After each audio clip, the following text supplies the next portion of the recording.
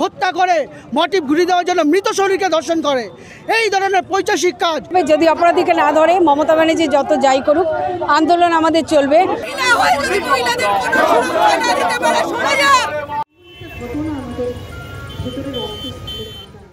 কলকাতার RG Kar medical college ও হাসপাতাল কাণ্ডে উত্তাল পরিস্থিতি গোটা পশ্চিমবঙ্গ জুড়ে। এই ঘটনায় রাজ্য জুড়ে চলছে আন্দোলন। ঘটনার শুরু থেকেই দোষীদের দৃষ্টান্তমূলক শাস্তির দাবি করেছেন বিভিন্ন রাজনৈতিক দল। বুধবার মধ্যরাতে কলকাতা সহ পশ্চিমবঙ্গ জুড়ে মেয়েরা রাত দখল কর্মসূচি পালন করেছেন, যেখানে অসংখ্য নারীদের সঙ্গে পা মিলিয়েছেন পুরুষেরাও।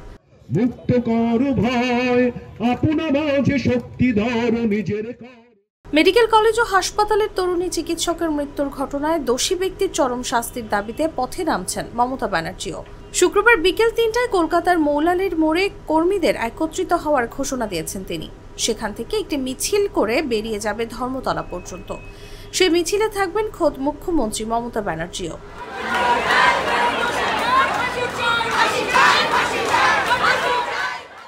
অন্যদিকে এদিনই মুখ্যমন্ত্রী মমতা ব্যানার্জির বাড়ির দিকে মিছিল করার কর্মসূচির ডাক দিয়েছে বিরোধী দল বিজেপি।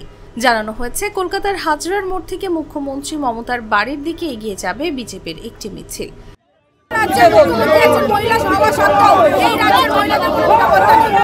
যেখানে মহিলা ভোটার এই রাজ্য সবথেকে বেশি, মহিলাদের ভোটকে কেন্দ্র করে উনি মুখ্যমন্ত্রী হয়েছে। আজকে ওনাকে জবাব দিতে হবে। মহিলা হয়ে যদি মহিলাদের কোনো সুরক্ষা না দিতে পারে, চলে যাক। আমরা অনেক চিন্তা ভাবনা করে সেই মুখ্যমন্ত্রীকে এনেছিলাম, আমাদের মহিলাদের সুরক্ষা দিতে পারেনি। উল্টে দোষীদের পাশে থাকার চেষ্টা করছে। কার বিরুদ্ধে নামছে? নিজের বিরুদ্ধে। এছাড়াও এই দিন বিজেপির পক্ষ থেকে বেলা 2টা থেকে পশ্চিমবঙ্গের বিভিন্ন জেলায় পথ অবরোধের ডাক দেওয়া হয়েছে। শুক্রবার 12 ঘন্টার বাংলা বন্ধের ডাক দিয়েছে বামপন্থী সংগঠন SUCI।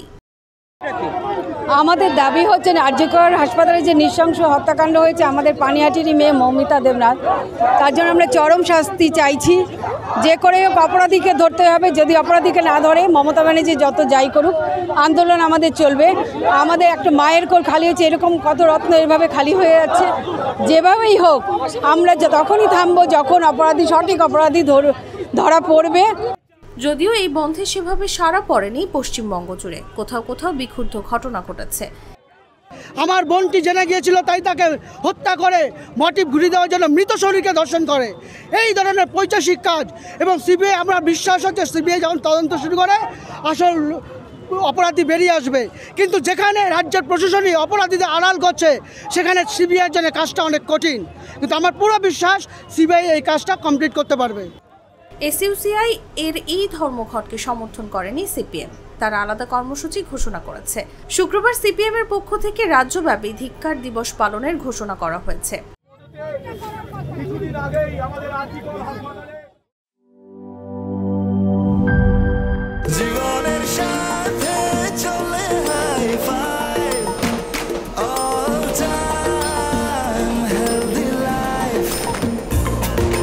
জার্নিতে স্বাস্থ্যকর all time family cake, all time healthy life.